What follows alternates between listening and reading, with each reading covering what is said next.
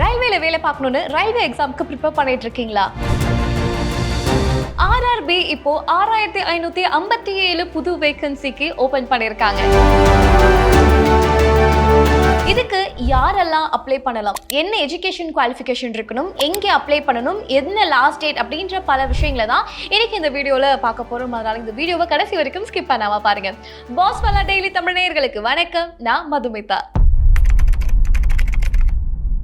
ஒரு central government வேலை இருந்தா நல்லா இருக்கும் அப்படின்னு பல பேர் பல கனவோட எக்ஸாம்ஸ் எழுதுறது உண்டு. அதுலேயும் குறிப்பா ரயில்வே மாதிரியான ஒரு வேலை இருக்கு அப்படின்னும் போது ஒரு நிரந்தரமான ஒரு வேலை கிடைச்சிரும், அதே மாதிரி ஒரு நிரந்தர சம்பளமும் இருக்கும் அப்படின்ட்டு பல பேர் ரயில்வே எக்ஸாம்ஸுக்கு அப்ளை பண்றது உண்டு.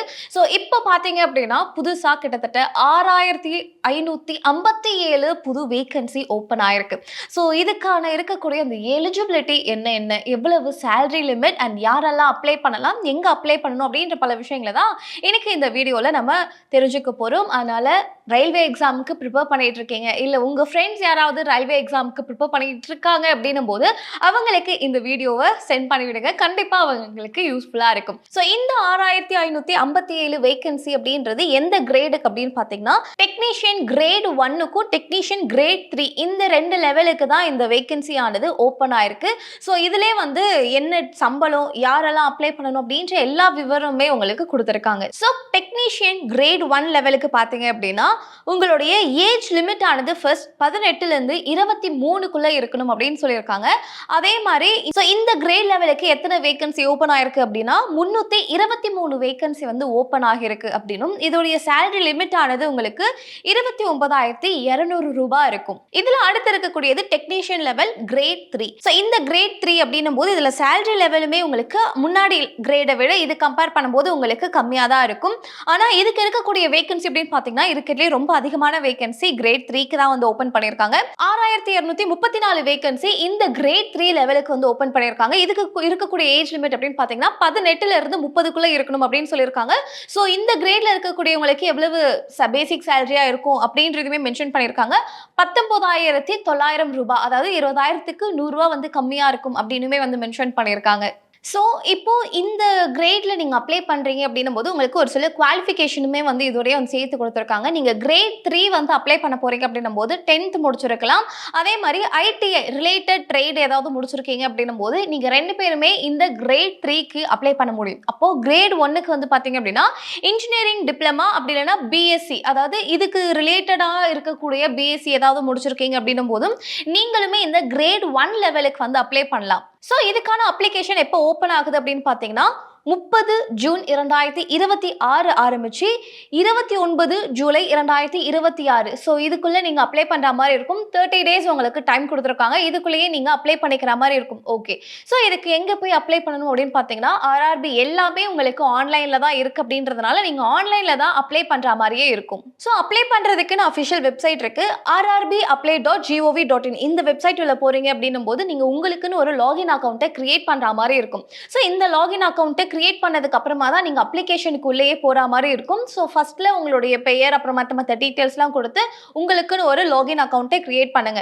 அதுக்கப்புறமா மறுபடியும் அந்த லாகின் டீட்டெயில்ஸை வச்சு நீங்கள் அக்கௌண்ட் உள்ள போகிற மாதிரி இருக்கும். அதுக்கப்புறம் உள்ள உங்களுக்கு நிறைய ஓப்பனிங்ஸ் எல்லாமே இருக்கும். நீங்கள் இப்போ நான் சொன்ன இந்த இதுக்கு அப்ளை பண்ணணும் அப்படின்னு நினச்சிங்கன்னா அதை வந்து நீங்கள் கிளிக் பண்ணி அது கீழே உங்களுடைய பர்சனல் டீட்டெயில்ஸ் எல்லாத்தையுமே கொடுத்து எல்லா ஃபார்மே நீங்கள் அப்ளை பண்ணுற மாதிரி இருக்கும். ஸோ ஃபர்ஸ்ட் உங்களுடைய பர்சனல் டீட்டெயில்ஸ் எல்லாமே வந்து கேட்பாங்க. பர்சனல் டீட்டெயில்ஸ்ன்னும் போது உங்களுடைய பெயர் வந்து உங்களுடைய 10th மார்க் லிஸ்ட்ல என்ன ஃபார்மேட்ல இருக்கோ அந்த ஃபார்மேட்ல தான் நீங்க இதை வந்து டைப் பண்ற மாதிரி இருக்கும். ஒருவேளை ஃபார்மேட்டை நீங்க மாத்துறீங்க, ஃபார்மேட் இன்சென்ஸ் ஒரு சிலவங்க உங்களுடைய இனிஷியலை முன்னாடி போட்டு அதுக்கப்புறம் உங்களுடைய பெயரை வந்து போடுவீங்க. இன்னும் ஒரு சிலவங்க பெயரை வந்து முன்னாடி போட்டு இனிஷியலை வந்து லாஸ்டா போடுவாங்க. ஸோ இந்த ஃபார்மேட் உங்களுடைய 10th மார்க் லிஸ்ட்ல எப்படி இருக்கோ அந்த மாதிரி வந்து பார்த்து போட்டுக்கோங்க. அடுத்து உங்களுடைய எஜுகேஷன் டீட்டெயில்ஸ்.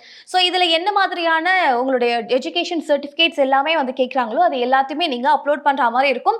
முடிஞ்ச வரைக்குமே முன்கூட்டியே என்னென்ன அப்ளிகேஷன்ஸ்லாம் இருக்கு தேவைப்படுது அப்படின்றத ஒரு தடவை ஓப்பன் பண்ணி பார்த்துட்டு அதுக்கப்புறமா நீங்க என்ன பண்ணலாம் அப்படின்னா அதை எல்லாத்தையுமே ஸ்கேன் பண்ணி டாக்குமெண்ட்டா ஒரு சில பர்டிகுலர் எம்பிக்குள்ள இருக்கணும் அப்படின்ற மாதிரி மென்ஷன் பண்ணியிருப்பாங்க. அதுக்குள்ள அதை கம்ப்ரெஸ் பண்ணி அந்த எல்லா ஃபைலுமே ரெடியா வச்சுக்கோங்க. அப்புறம் உங்களுடைய போட்டோ, அதுக்கப்புறம் உங்களுடைய சைன், இது ரெண்டுத்தையுமே ஸ்கேன் பண்ணி அதுக்கும் ஒரு சில பெர்சன்டேஜ் ஆஃப் எம்பி வந்து கொடுத்துருப்பாங்க. அதுக்குள்ள தான் இருக்கணும் அந்த ஃபைல் அப்படின்ட்டு அதையுமே முடிஞ்ச வரைக்கும் எல்லாமே ரெடி பண்ணி வச்சுக்கோங்க. அப்புறம் உங்களுடைய டாக்குமெண்ட்ஸை நீங்கள் அப்லோட் பண்ணுறதுக்கு என்ன டாக்குமெண்ட்லாம் கேட்டிருக்காங்களோ அந்த எல்லா டாக்குமெண்ட்டுமே ரெடி பண்ணி வச்சுக்கோங்க. ஸோ இதெல்லாம் தான் நீங்கள் வந்து அப்ளை பண்ணுறதுக்கு தேவையான டாக்குமெண்ட்ஸ். அண்ட் நீங்கள் முன்னாடியே சொன்ன மாதிரி நீங்கள் ஆன்லைனில் தான் அப்ளை பண்ணுற மாதிரியும் இருக்கும். ஸோ உங்களுடைய டாக்குமெண்ட்ஸை எல்லாத்தையுமே நீங்கள் சப்மிட் பண்ணதுக்கு அப்புறமா ஸோ இதுக்குன்னு நீங்கள் அப்ளிகேஷன் ஃபீஸ் செலுத்துகிற மாதிரி இருக்கும். ஸோ அதை நீங்கள் பேமெண்ட் எல்லாமே முடிச்சதுக்கு அப்புறமா சப்மிட் கொடுத்தீங்க அப்படின்னா உங்களுடைய அப்ளிகேஷன் ஆனது சப்மிட் ஆகிடும். ஸோ அப்ளிகேஷனை வந்து நம்ம சப்மிட் பண்ணியாச்சு. இந்த செலெக்ஷன் ப்ராசஸ் ஆனது எப்படி இருக்கும் அப்படின்னா, ஃபர்ஸ்ட் உங்களுக்கு கம்ப்யூட்டர் பேஸ்ட் எக்ஸாம் வந்து உங்களுக்கு இருக்கும். இந்த கம்ப்யூட்டர் பேஸ்ட் எக்ஸாம் வந்து முடிச்சதுக்கு அப்புறமா ஒரு பர்டிகுலர் டேட் கொடுத்து அப்போ ரிசல்ட் வந்து வெளியாகும். ஸோ அந்த ரிசல்ட்ல உங்களுடைய பெயரானது இருக்கு அப்படின்னும் போது அடுத்து உங்களுடைய டாக்குமெண்ட் வெரிஃபிகேஷன் ஆனது நடக்கும். நீங்க கொடுத்த டாக்குமெண்ட் எல்லாமே உங்களோடது தானா, கரெக்டா இருக்கா, அதுல ஏதாவது ஃபோர்ஜரி ஏதாவது நடந்திருக்கா, ஸ்கேம் ஏதாவது பண்ணிருக்கீங்களா அப்படின்ற உங்களுடைய டாக்குமெண்ட் வெரிஃபிகேஷன் எல்லாமே முடிஞ்சதுக்கு அப்புறமா உங்களுக்கு மெடிக்கல் எக்ஸாமினேஷன் இருக்கும். ஸோ இது எல்லாமே முடிஞ்சதுக்கு அப்புறமா தான் நீங்க ஒரு வேளை செலக்ட் ஆயிட்டீங்க அப்படின்னும் போது உங்களுக்கான போஸ்டிங்கை போடுவாங்க. ஸோ இப்போ இதுக்கு அப்ளை பண்றீங்க, நீங்க அப்ளை பண்ண போறீங்கன்னும் போது நீங்க ஒரு சில விஷயங்களை ரொம்ப கவனமா இருக்கணும். ஃபர்ஸ்ட் உங்களுடைய 10th மார்க் லிஸ்ட்ல என்ன பெயர் இருக்கோ, எப்படி அந்த ஃபார்மேட்ல இருக்கோ அப்படிதான் நீங்க அப்ளிகேஷன்லயுமே வந்து கொடுக்கணும். அடுத்து ராங் இன்ஃபர்மேஷனை உங்களுடைய அப்ளிகேஷன்ல நீங்க கொடுக்குற மாதிரி இருக்கக்கூடாது. எல்லாமே ஒரு தடவை ஸ்பெல்லிங்லாம் கரெக்டா இருக்கா, இல்ல டீட்டெயில்ஸும் மற்ற டீட்டெயில்ஸ்ல இந்த டேட் ஆஃப் பர்த் செலக்ட் பண்ணும் போதெல்லாம் தப்பி தவறி நமக்கே தெரியாம டக்குன்னு வேற ஒரு இயரையோ இல்ல வேற ஒரு நம்பரையோ நம்ம வந்து ஃபில் பண்ணிடுவோம். ஸோ அந்த மாதிரி அப்ளிகேஷன் ஒவ்வொன்றுமே நீங்க வந்து ரொம்ப கிளியரா ஃபில் பண்ணி முடிச்சதுக்கு அப்புறமா கரெக்டா இருக்கா, ஸ்பெல்லிங்லாம் கரெக்டா இருக்கா அப்படின்னு பார்த்துக்கோங்க. ஒருவேளை ஸ்பெல்லிங் மிஸ்டேக் இருக்கு அப்படின்னும் போதுமே அப்ளிகேஷன் ரிஜெக்ட் ஆகிறதுக்கான அதிகப்படியான வாய்ப்பு இருக்கு. மூணாவது, ஒவ்வொரு பே லெவலுக்கும் ஒவ்வொரு அப்ளிகேஷன் மட்டும் தான் நீங்க போட முடியும். இந்த ஒரு விஷயத்துலயுமே கவனமா இருங்க. ஸோ எப்போதுமே இதுக்கு நிறைய பேர் பண்ணக்கூடிய ஒரு தவறு என்ன அப்படின்னா, அதான் லாஸ்ட் டேட் இருக்கே, லாஸ்ட் டேட்ல லாஸ்ட் அப்ளை பண்ணிக்கலாம் அப்படின்ற மாதிரி நினைப்பீங்க. ஸோ அந்த மாதிரி பண்ணாம முடிஞ்ச வரைக்கும் நீங்க அந்த ஒரு எக்ஸாமுக்காக ப்ரிப்பேர் பண்ணிட்டு இருக்கீங்க, நிஜமாலே இந்த ஒரு ஜாப் உங்களுக்கு வேணும் அப்படின்னு நினைக்கக்கூடிய ஒவ்வொரு நபருமே முடிஞ்ச வரைக்கும் என்ன டாக்குமெண்ட்ஸ்லாம் வேணுமோ இது எல்லாத்தையுமே முன்கூட்டியே ரெடி பண்ணி வச்சுக்கோங்க. அப்ளிகேஷன் ஓப்பன் ஆகுது அப்படின்னும் போது அன்னைக்கோ இல்லை சர்வர் ரொம்ப பிஸியா இருக்கு அப்படின்னும் போது அதுக்கு மறுநாளும் முடிஞ்ச வரைக்கும் எல்லா அப்ளிகேஷனுமே நீங்க ஃபில் பண்ணி அப்லோட் பண்ணிடுங்க. லாஸ்டா பார்த்துக்கலாம், அதாவது ஜூலை 29 வரைக்கும் தேதி இருக்கே, நம்ம அப்போ அதை வந்து முடிச்சுக்கலாம் அப்படின்ட்டு எந்த ஒரு அலட்சியமும் இல்லாமல் முடிஞ்ச வரைக்கும் எவ்வளவு சீக்கிரமா இதுக்கு நீங்க அப்ளை பண்ண முடியுமோ அவ்வளவு சீக்கிரமா அப்ளை பண்ணி வச்சுக்கோங்க. சப்போஸ் ஏதாவது ஒரு டாக்குமெண்ட் மிஸ் ஆகுது அப்படின்னும் போது அதை அடுத்த ஒரு நாளுக்குள்ள அதை அரேஞ்ச் பண்ணி நம்மளால சீக்கிரமா அப்லோட் பண்ண முடியும். ஒருவேளை லாஸ்ட்ல தான் பண்ண போறீங்க அப்படின்னும் போது அந்த மாதிரியான நெட்ல ஏதாவது மிஸ் ஆகுது இல்லை வேற ஏதாவது கரெக்ஷன் பண்ணணும் போது உங்களுக்கு டைம் போயிட்டே இருக்கும். அந்த ஒரு பதட்டத்திலே உங்களால ஃபுல்ஃபில்டா கரெக்டா இருக்கா அப்படின்றதெல்லாம் செக் பண்ண முடியாம அப்லோட் பண்ணி ரிஜெக்ட் ஆகினவங்கள நான் நிறைய பேர் பார்த்துருக்கேன். அதனால் முடிஞ்ச வரைக்கும் ஜூன் 30 ஓப்பன் ஆகுது அப்படின்னும் போது முடிஞ்ச வரைக்கும் அதை சீக்கிரமா எல்லாமே ஃபில் பண்ணிடுங்க. ஓகேவா?